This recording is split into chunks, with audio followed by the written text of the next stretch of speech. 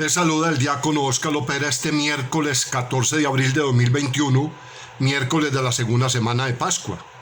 Hoy, Santa Liduvina, declarada patrona de los enfermos crónicos. Debido a un accidente, tuvo unos severos daños en la columna y permaneció 15 años en una cama hasta su muerte. En el nombre del Padre, del Hijo y del Espíritu Santo. Amén. Conscientes de que estamos necesitados del amor, de la misericordia y el perdón del Señor, reconozcamos nuestras faltas y pecado y pidámosle perdón.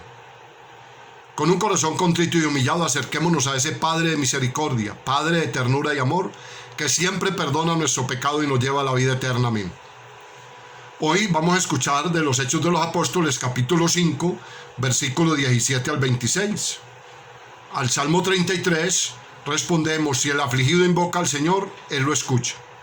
Y el Evangelio está tomado de San Juan, capítulo 3, versículos 16-21. Lectura de los Hechos de los Apóstoles.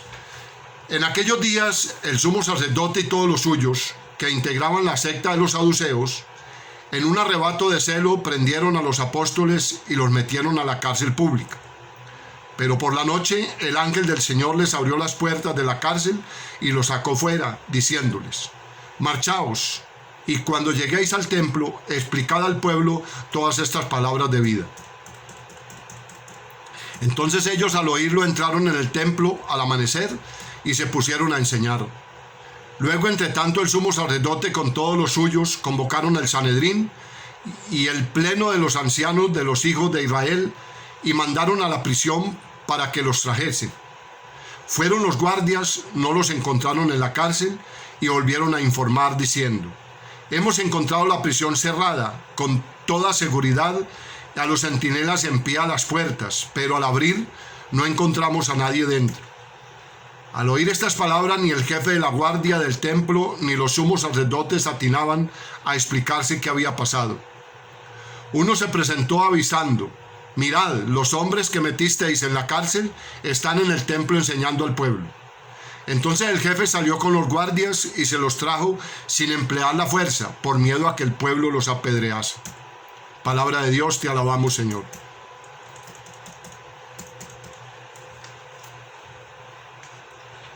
Si el afligido invoca al Señor, Él lo escucha. Bendigo al Señor en todo momento, su alabanza está siempre en mi boca. Mi alma se gloría en el Señor, que los humildes lo escuchen y se alegren. Si el afligido invoca al Señor, Él lo escucha. Proclamad conmigo la grandeza del Señor, ensalcemos juntos su nombre. Yo consulté al Señor y me respondió, me libró de todas mis ansias. Si el afligido invoca al Señor, Él lo escucha. Contempladlo y caléis radiantes, vuestro rostro no se avergonzará. El afligido invocó al Señor, Él lo escuchó y lo salvó de sus angustias. Si el afligido invoca al Señor, Él lo escucha. El ángel del Señor acampa en torno a sus fieles y los protege. Gustad y ved qué bueno es el Señor, dichoso el que se acoge a Él. Si el afligido invoca al Señor, Él lo escucha. El Señor esté con ustedes y con tu espíritu. Lectura del Santo Evangelio según San Juan. Gloria a ti, Señor Jesús. Por la señal de la Santa Cruz de nuestros enemigos, líbranos, Señor Dios nuestro. Tanto amó Dios al mundo que entregó a su Hijo unigénito para que todo el que cree en Él no perezca, sino que tenga vida eterna. Porque Dios no envió a su Hijo al mundo para juzgar al mundo, sino para que el mundo se salve por Él. El que cree en Él no será juzgado, el que no cree ya está juzgado, porque no ha creído en el nombre del unigénito de Dios. Este es el juicio, que la luz vino al mundo y los hombres prefirieron las tinieblas a la luz, porque sus obras eran malas. Pues todo el que obra el mal detesta la luz, y no se acerca a la luz para no verse acusado por las obras. En cambio, el que obra la verdad se acerca a la luz para que se vea que sus obras están hechas según Dios. Palabra del Señor, gloria a ti, Señor Jesús. Todos hemos experimentado alguna vez la diferencia entre vivir encarcelados o liberados, en las cosas más sencillas y cotidianas. Seguramente todos tenemos que pasar por ambas experiencias. Lo importante es distinguirlas bien y no confundir lo que nos encierra con lo que nos abre y lanza a la vida. En la primera lectura, los discípulos se someten a esta danza continua. El sumo sacerdote y los suyos los encarcelan, el ángel del Señor los saca afuera, los guardias van a buscarlos y los prenden de nuevo, y así sucesivamente. A veces la vida nos pone en situaciones similares. Rebelarse no soluciona mucho, pero si elegir la libertad y aprovecharla siempre que podamos, nos jugamos mucho, porque, como dice el libro de los Hechos, hoy lo propio de la iglesia es explicar al pueblo palabras de vida.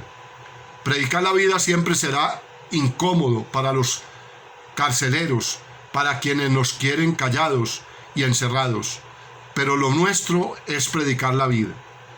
Cualquier precepto, norma, rito o mandato que atente contra la vida no es de Dios, al menos del Dios de Jesús, el Cristo. Este Jesús, Hijo de Dios,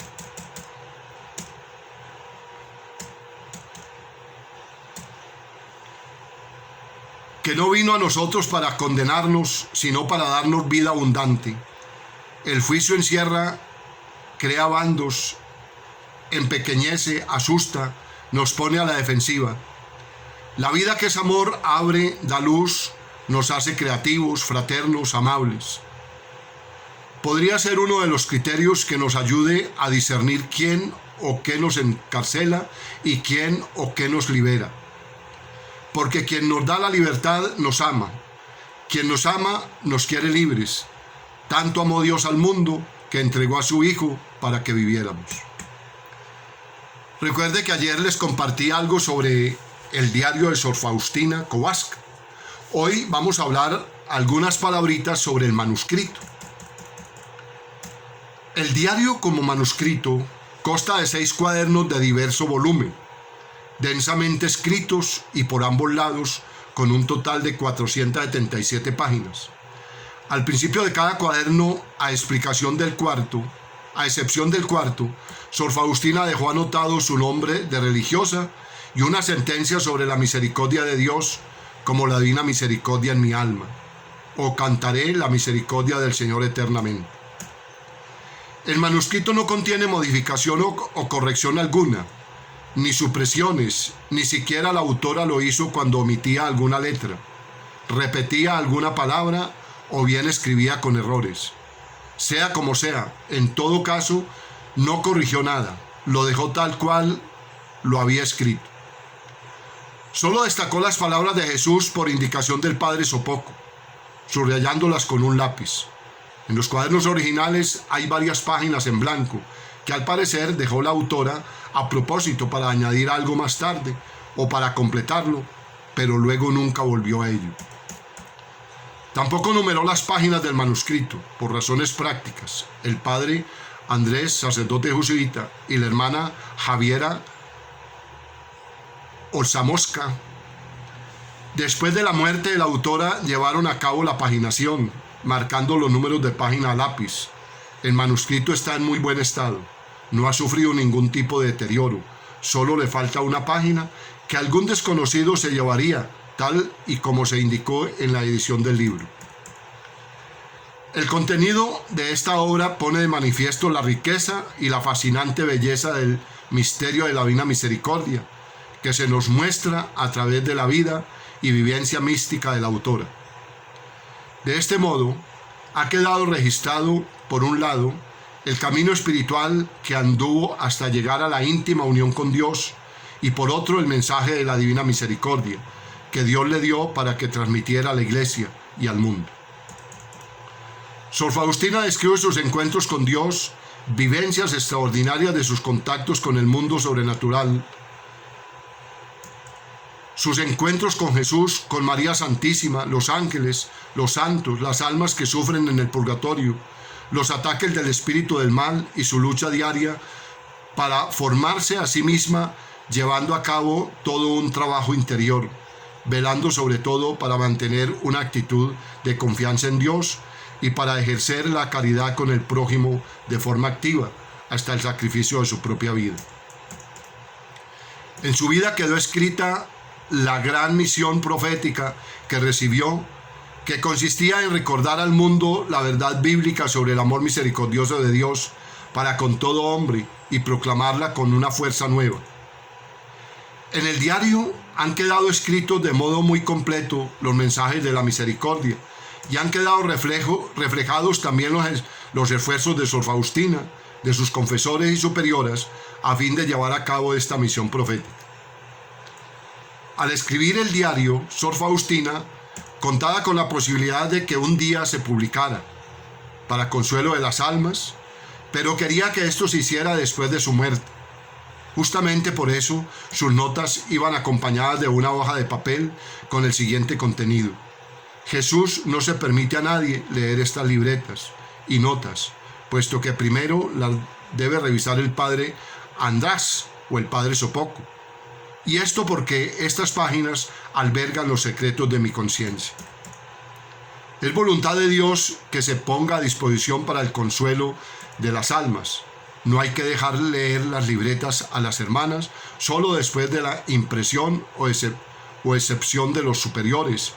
Cracovia, día de retiro, 3 de abril de 1938, hermana Sor Faustina. Ahí tenemos pues una breve descripción sobre lo que es el manuscrito. De verdad los invito, quien pueda hacerse a este diario de Sor Faustina, de la Gran Misericordia, hágase a él.